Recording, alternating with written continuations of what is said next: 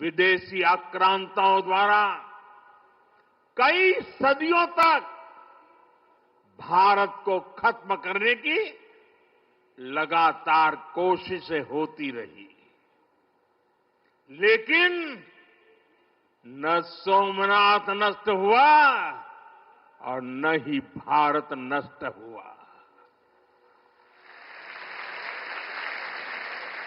क्योंकि भारत और भारत की आस्था के केंद्र एक दूसरे में समाये हुए हैं।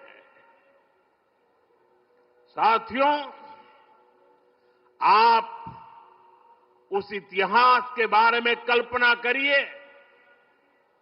आज से 1000 साल पहले सन 1026 में सबसे पहले गजनी ने सोमनाथ मंदिर को तोड़ा। उसे लगा उसने सोमनाथ का वजूद मिटा दिया, लेकिन कुछ वर्षों के भीतर भीतर सोमनाथ का पुनर्निर्माण हो चुका था। 12वीं शताब्दी में राजा कुमारपाल ने मंदिर का भव्य जीर्णोद्धार करा दिया था, लेकिन 13वीं शताब्दी के अंत में अलाउद्दीन खिलजी ने सोमनाथ पर फिर आक्रमण का दुस्साहस कर दिया। कहते हैं जालोर के रावल ने खिमजी सेनाओं से जमकर लोहा लिया। इसके बाद 14वीं शताब्दी की शुरुआत में जूनागढ़ के राजा द्वारा फिर से सोमनाथ की प्रतिष्ठा संपन्न कर दी गई। 14वीं शताब्दी के आखिरी वर्षों में मुजफ्फर खान ने सोमनाथ पर फिर हमला किया। वो हमला भी नाकाम रहा। 15वीं शताब्दी में सुल्तान अहमद शाह ने सोमनाथ मंदिर को दूषित करने की कोशिश की और इसी शताब्दी में उसके पोते सुल्तान महमूद बेगड़ा ने सोमनाथ पर आक्रमण कर मंदिर को मस्जिद बनाने की कोशिश की, लेकिन महादेव के भक्तों के प्रयासों से मंदिर पुनः जीवंत हो उठा। 17वीं 18वीं शताब्दी में औरंगजेब का दौर आया। उसने सोमनाथ मंदिर को अपवित्र किया। सोमनाथ को फिर मस्जिद बनाने की कोशिश की। उसके बाद भी अहल्याबाई होलकर ने नए मंदिर की स्थापना कर सोमनाथ को एक बार फिर साकार कर दिया। यानी सोमनाथ का इतिहास विनाश और पराजय का इतिहास नहीं है। ये इतिहास विजय और पुनर्निर्माण का है। हमारे पूर्वजों के पराक्रम का है। हमारे पूर्वजों के त्याग और बलिदान का है। आतताई आते रहे। मजहबी आतंक के नए नए आक्रमण होते रहे, लेकिन हर युग में सोमनाथ पुनः पुनः स्थापित होता रहा। इतनी सदियों तक का संघर्ष, इतना लंबा प्रतिकार, इतना महान धैर्य, सृजन और पुनर्निर्माण का ऐसा जीवन, ये सामर्थ्य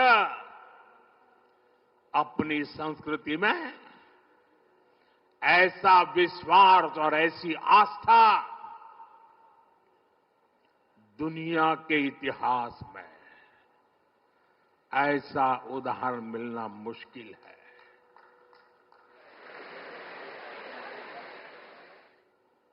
जरा मैंने जवाब आपजो वेला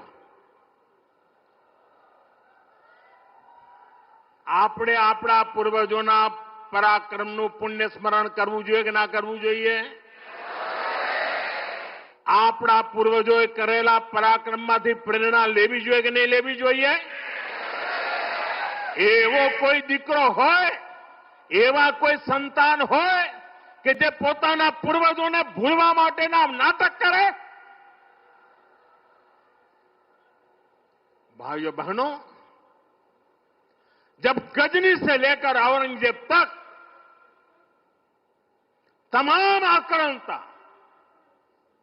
सोमनाथ पर हमला कर रहे थे तो उन्हें लग रहा था कि उनकी तलवार सनातन सोमनाथ को जीत रही है। वो मजहबी कट्टरपंथी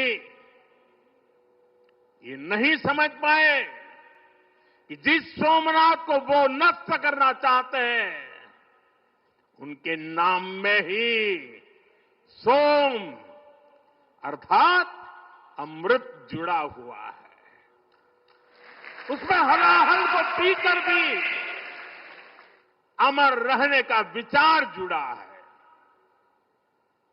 उसके भीतर सदा शिव महादेव के रूप में वो चैतन्य शक्ति प्रतिष्ठित है जो कल्याण कारक भी है और प्रचंड तांडवः शिवः ये शक्ति का स्रोत भी है। भाइयों बहनों, सोमनाथ में विराजमान महादेव, उनका एक नाम मृत्युंजय भी है। मृत्युंजय जिसने मृत्यु को जीत लिया हो, जो स्वयं काल स्वरूप है। यतो जायते पाल्यते येन विश्वम तमीस भजे लियते यत्र विश्वम, अर्थात ये सृष्टि उन्हीं से उत्पन्न होती है, उन्हीं में लय हो जाती है। हम मानते हैं त्वमेको जगत व्यापको विश्व रूप, यानी शिव पूरे जगत में व्याप्त है। इसलिए इस हम कण कण कंकड़ कंकड़ में भी उस शंकर को देखते हैं। फिर कोई उन शंकर के कितने स्वरूपों को नष्ट कर सकता है? हम तो वो लोग हैं जो जीव में भी शिव को देखते हैं। उनसे हमारी आस्था को कोई कैसे डिगा सकता था? और साथियों, ये समय चक्र है कि सोमनाथ को ध्वस्त करने की मंशा लेकर आए मजहबी आतताई आज इतिहास के कुछ पन्नों में सिमट कर रह गए हैं। और सोमनाथ मंदिर उसी विशाल समंदर के किनारे गगनचुंबी धर्म ध्वजा को थामे खड़ा है। सोमनाथ का ये शिखर मानो उद्घोष कर रहा है, चंद्रशेखरम आश्रय मम किम करिष्यति वै यम, अर्थात मैं चंद्रशेखर शिव पर आश्रित हूं, काल भी मेरा क्या कर लेगा।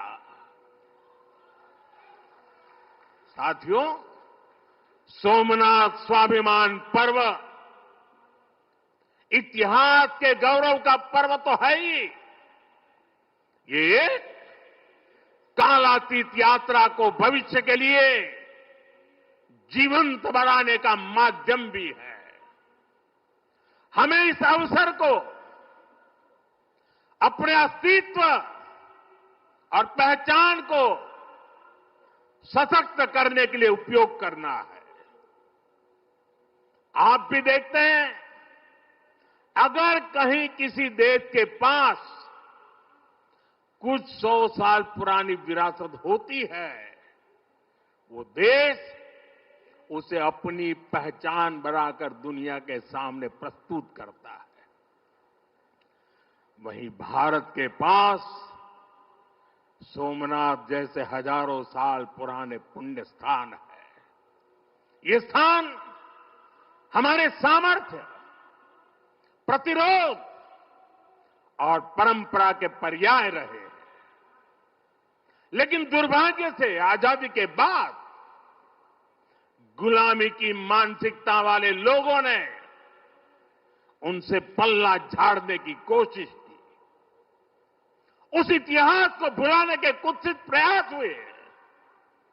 हम जानते हैं, सोमनाथ की रक्षा के लिए देश ने कैसे कैसे बलिदान दिए थे।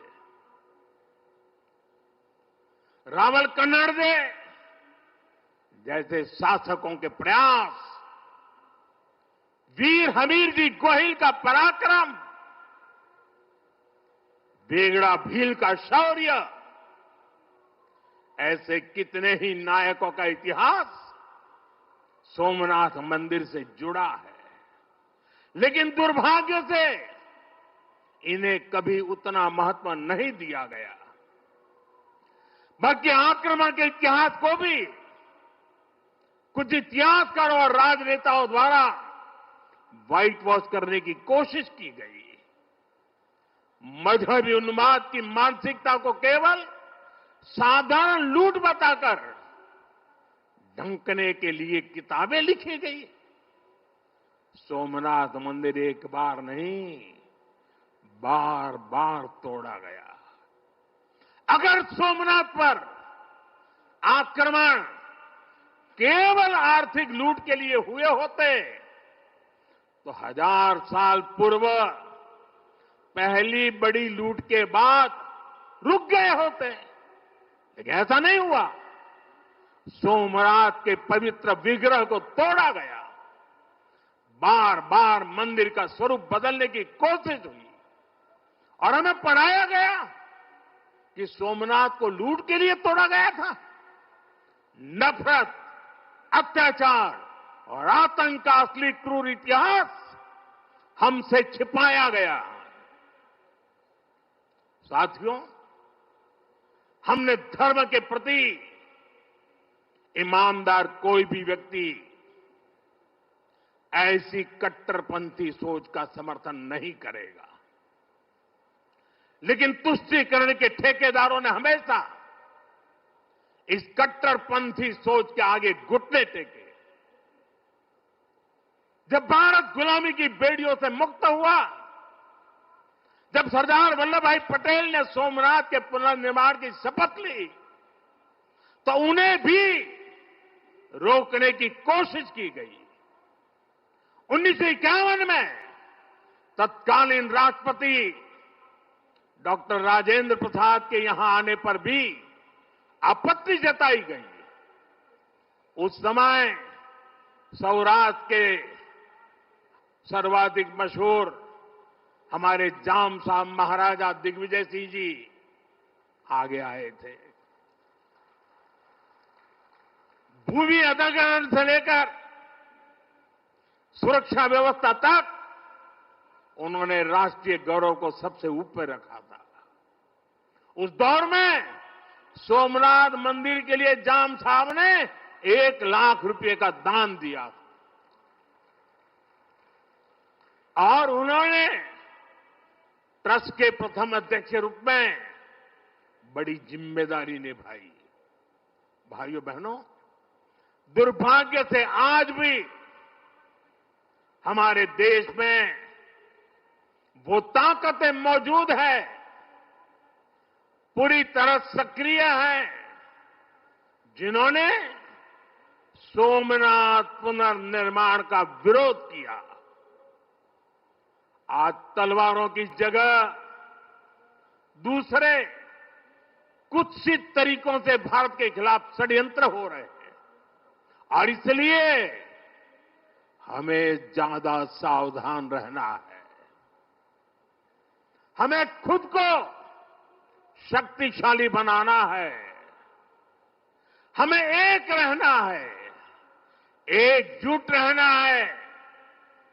ऐसी हर ताकत को हराना है जो हमें बांटने की साजिशें रच रही है। साथियों, जब हम अपनी आस्था से जुड़े रहते हैं, अपनी जड़ों से जुड़े रहते हैं, पूरे स्वाभिमान के साथ अपनी विरासत का संरक्षण करते हैं, अपनी विरासत के प्रति सजग रहते हैं, तो हमारी सभ्यता की जड़ें भी मजबूत होती हैं। और इसलिए पिछले 1000 वर्षों की यात्रा हमें अगले 1000 वर्षों के लिए तैयार रहने की प्रेरणा देती है। साथियों, राम मंदिर प्राण प्रतिष्ठा के ऐतिहासिक अवसर पर मैंने भारत के लिए 1000 साल का विराट स्वप्न सामने रखा था। मैंने देव से देश के विजन के साथ आगे बढ़ने की बात कही थी। आज देश का सांस्कृतिक पुनर्जागरण करोड़ों देशवासियों में नया विश्वास भर रहा है। आज हर देशवासी के मन में विकसित भारत को लेकर एक भरोसा है। आज 140 करोड़ भारतीय भविष्य के लक्ष्यों को लेकर संकल्पित है। भारत अपने गौरव को नई बुलंदी देगा। हम गरीबी के खिलाफ अपनी लड़ाई में जीतेंगे। हम विकास की नई ऊंचाइयों को छुएंगे। पहले दुनिया की तीसरी बड़ी अर्थव्यवस्था बनने का लक्ष्य, फिर उसके आगे का सफर, देश अब इसके लिए तैयार हो चुका है। और सोमनाथ मंदिर की ऊर्जा हमारे इन संकल्पों को आशीर्वाद दे रही है। साथियों, आज का भारत विरासत से विकास की प्रेरणा लेकर आगे बढ़ रहा है।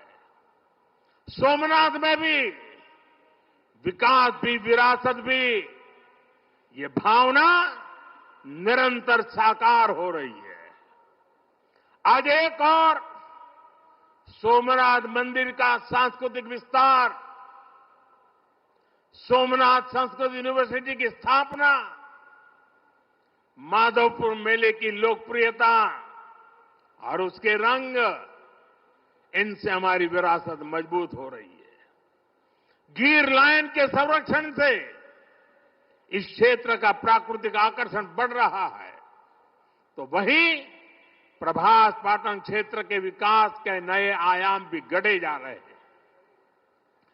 केशोद एयरपोर्ट का विस्तार किया जा रहा है। इससे देश विदेश से श्रद्धालु सीधे सोमनाथ तक पहुंच सकेंगे। अहमदाबाद से वेरावल वंदे भारत ट्रेन की शुरुआत से तीर्थयात्रियों और पर्यटकों का समय कम हुआ है। इस क्षेत्र में यात्रा धाम सर्किट का विकास भी किया जा रहा है। यानी आज का भारत आस्था को स्मरण करने के साथ ही इंफ्रास्ट्रक्चर, कनेक्टिविटी और टेक्नोलॉजी के जरिए उसे भविष्य के लिए सशक्त भी कर रहा है। साथियों, हमारी सभ्यता का संदेश कभी किसी को पराजित करने का नहीं रहा, बल्कि जीवन को संतुलन में रखने का रहा है। हमारे यहां आस्था की राह हमें घृणा की तरफ नहीं ले जाती। हमारे यहां शक्ति हमें विनाश करने का अहंकार नहीं देती। सोमनाथ जैसे तीर्थ ने हमें सिखाया है कि सृजन का मार्ग लंबा होता है, लेकिन वही स्थायी होता है, चिरंजीव होता है। तलवार की नोक पर कभी दिलों को नहीं जीता जा सकता।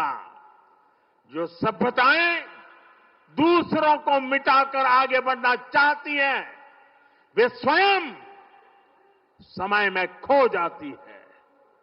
इसलिए भारत ने दुनिया को ये नहीं सिखाया कि दूसरे को हराकर कैसे जीता जाए, बल्कि ये सिखाया कि कैसे दिलों को जीतकर जिया जाए। ये विचार आज दुनिया की जरूरत है। सोमनाथ की 1000 वर्षों की गाथा पूरी मानवता को सीख दे रही है। इसलिए आइए हम संकल्प करें, हम विकास की ओर आगे बढ़ें, कदम से कदम मिलाकर चले, कंधे से कंधा मिलाकर चले, मन से मन को जोड़कर चले। लक्ष्य को ओझल दिए हुए बिना हम चलते चले और साथ ही अपने अतीत और अपनी विरासत से भी जुड़े रहें। हम आधुनिकता को अपनाते हुए अपनी चेतना को संभाले रखें। आइए सोमनाथ स्वाभिमान पर्व जैसे आयोजनों से प्रेरणा लेते हुए विकसित होने के मार्ग पर तेजी से चले। हर चुनौती को पार करते हुए हम अपने लक्ष्य तक पहुंचे। और ये कार्यक्रम आज तो शुरू हो रहा है। हमें 1000 साल का स्मरण देश के कोने कोने में करना है। दुनिया को हमारी विरासत का परिचय करवाना है। हमें 75 साल का ये नया पर्व भी मनाना है और हम 2027 मई तक इसको मनाते रहें, जन जन को जगाते रहें। जगा हुआ देश सपनों को साकार करने के लिए चलता रहे। इसी कामना के साथ एक बार फिर समस्त देशवासियों को मैं बहुत बहुत शुभकामनाएं देता हूं। हर हर महादेव। सांसद राजेश भाई, अन्य महानुभाव, देवी और सज्जनों, आज देश के कोने कोने से लाखों लोग जुड़े हैं हमारे साथ। उन सबको भी मेरी तरफ से जय सोमनाथ। साथियों, ये समय अद्भुत है, ये वातावरण अद्भुत है,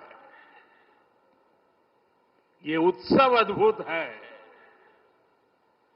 एक और स्वयं देवादिदेव महादेव, दूसरी ओर समुद्र की विशाल लहरें, सूर्य की किरणें, मंत्रों की ये गूंज, आस्था का ये उफान और इस दिव्य वातावरण में भगवान सोमनाथ के आप सब भक्तों की उपस्थिति, ये इस अवसर को दिव्य बना रही है, भव्य बना रही है। और मैं इसे अपना बहुत बड़ा सौभाग्य मानता हूं कि सोमनाथ मंदिर ट्रस्ट के अध्यक्ष के रूप में मुझे सोमनाथ स्वाभिमान पर्व में सक्रिय सेवा का अवसर मिला है।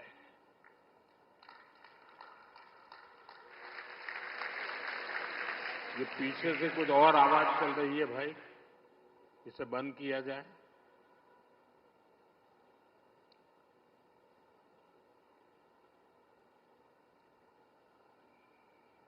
बहत्तर घंटों तक अनवरत ओमकार का नाद, 72 घंटों का अनवरत मंत्रोच्चार, और मैंने देखा कल शाम को 1000 ड्रोन्स द्वारा वैदिक गुरुकुलों के 1000 विद्यार्थियों की उपस्थिति, सोमनाथ के 1000 वर्षों की गाथा का प्रदर्शन, और आज 108 अश्वों के साथ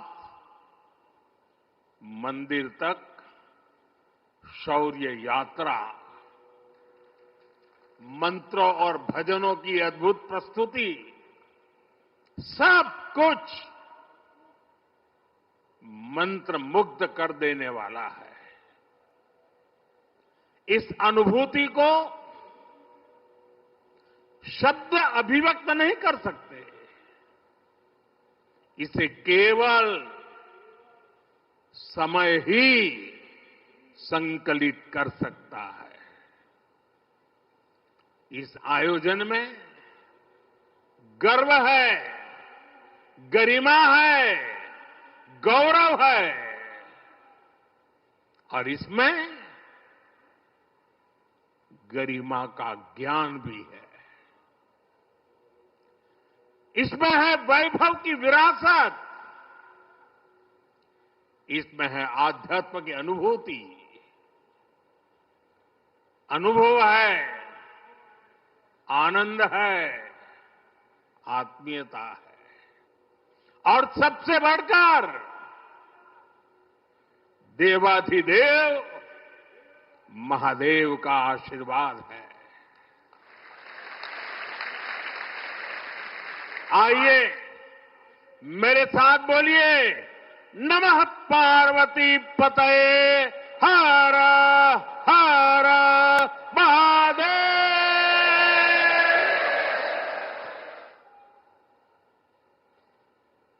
साथियों, आज जब मैं आपसे बात कर रहा हूं तो मन में बार बार ये प्रश्न आ रहा है कि ठीक 1000 साल पहले ठीक इसी जगह पर जहां आप बैठे हैं,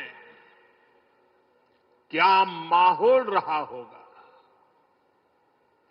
आप जो यहां उपस्थित हैं, उनके पुरखों ने, आपके पुरखों ने, हमारे पुरखों ने जान की बाजी लगा दी थी। अपनी आस्था के लिए, अपने विश्वास के लिए, अपने महादेव के लिए उन्होंने अपना सब कुछ न्योछावर कर दिया। 1000 साल पहले तब वो आतताई सोच रहे थे कि हमें जीत लिया, लेकिन आज 1000 साल बाद भी सोमनाथ महादेव के मंदिर पर फहरा रही ध्वजा पूरी सृष्टि का आह्वान कर रही है कि हिंदुस्तान की शक्ति क्या है, उसका सामर्थ्य क्या है। प्रभास पाटन तीर की इस मिट्टी का कण कण शौर्य, पराक्रम और वीरता का साक्षी है। सोमनाथ के इस स्वरूप के लिए कितने ही शिव भक्तों ने, संस्कृति के उपासकों ने, संस्कृति के ध्वज धारकों ने अपने प्राणों की आहुति दी है। आज सोमनाथ स्वाभिमान पर्व पर सबसे पहले मैं हर उस वीर वीरांगना को नमन करता हूं जिसने सोमनाथ की रक्षा को, मंदिर के पुनर्निर्माण को अपना जीवन ध्येय बनाया, अपना सब कुछ देवाधिदेव महादेव को अर्पण कर दिया। भाइयों बहनों, प्रभास पाटन का एक क्षेत्र भगवान शिव का अपना क्षेत्र तो है। इसकी पवित्रता भगवान श्री कृष्ण से भी जुड़ी है। महाभारत काल में पांडवों ने भी इस तीर्थ में तपस्या की थी। इसलिए ये अवसर भारत के अनगिनत आयामों को नमन करने का भी अवसर है। ये भी एक सुखद संयोग है कि आज जब सोमनाथ मंदिर के इस स्वाभिमान यात्रा के 1000 साल पूरे हो रहे हैं, तो साथ ही 1951 में हुए इसके पुनर्निर्माण के 75 साल भी पूरे हो रहे हैं। मैं दुनिया भर के करोड़ों श्रद्धालुओं को सोमनाथ स्वाभिमान पर्व की शुभकामनाएं देता हूं। साथियों, सोमनाथ स्वाभिमान पर्व 1000